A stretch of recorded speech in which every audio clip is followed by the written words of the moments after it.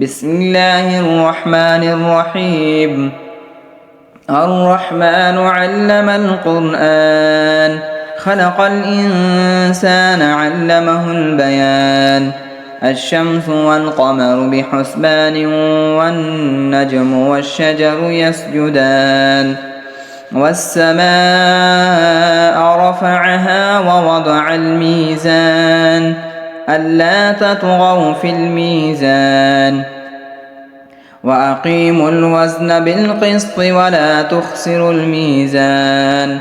والأرض وضعها للأنام، فيها فاكهة والنخل ذات الأكمام، والحب ذو العصف والريحان.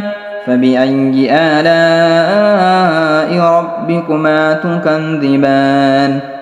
خلق الإنسان من صلصال كالفخار، وخلق الجان من مارج من نار.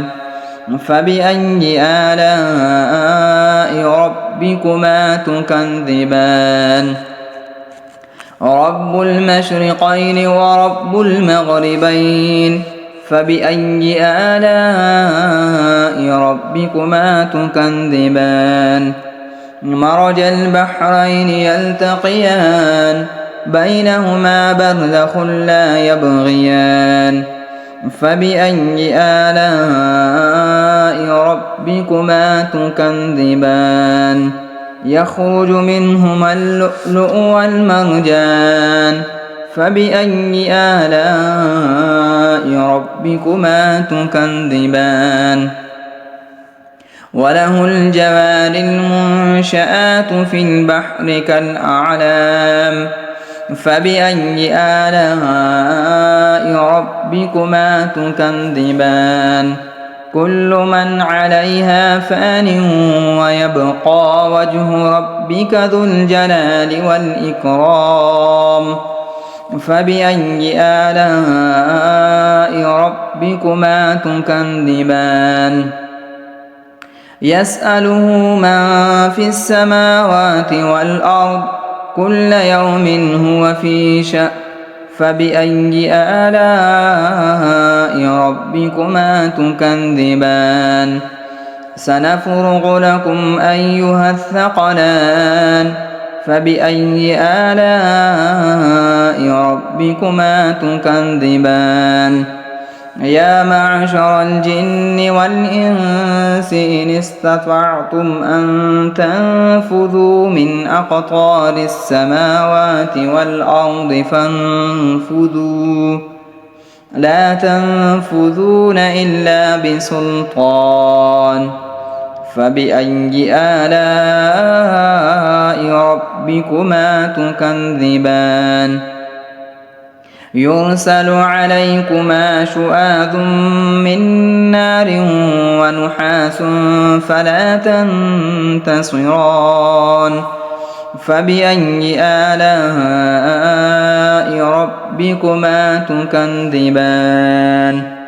يا معشر الجن، فإذا انشقت السماء فكانت وردة كالدهان. فبأي آلاء ربكما تكذبان؟ فيومئذ لا يسأل عن ذنبه إنس ولا جان. فبأي آلاء ربكما تكذبان؟ يعرف المجرمون بسيماهم فيؤخذ بالنواصي والأقدام. فبأي آلاء ربكما تكذبان؟ هذه جهنم التي يكذب بها المجرمون، يطوفون بينها وبين حميم آن. فبأي آلاء ربكما تكذبان؟ ولمن خاف مقام ربه جنتان. فبأي آلاء ربكما تكذبان ذواتا أفنان فبأي آلاء ربكما تكذبان فيهما عينان تجريان فبأي آلاء ربكما تكذبان فيهما من كل فاكهة زوجان فبأي آلاء ربكما تكذبان متكئين على فرش بطائنها من استبرق وجنى الجنتين دان فبأي آلاء ربكما تكذبان فيهن قاصرات الطرف لم يطمثهن إنس قبلهم ولا جان فبأي آلاء ربكما تكذبان كأنهن الياقوت والمرجان فبأي آلاء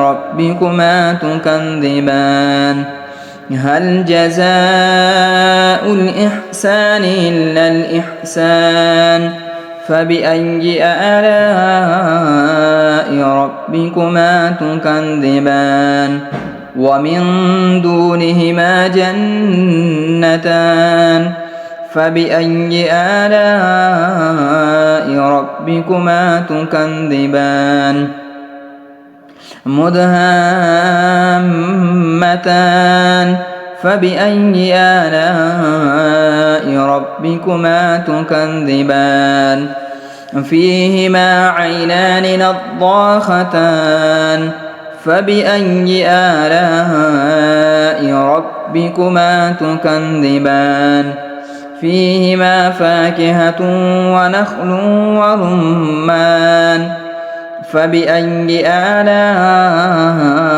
ربكما تكذبان فيهن خيرات حسان فبأي آلاء ربكما تكذبان حور مقصورات في الخيام فبأي آلاء ربكما تكذبان لم يطمثهن إنس قبلهم ولا جان فبأي آلاء ربكما تكذبان متكئين على رفرف خضر وعبقري حسان فبأي آلاء ربكما تكذبان تبارك اسم ربك ذي الجلال والإكرام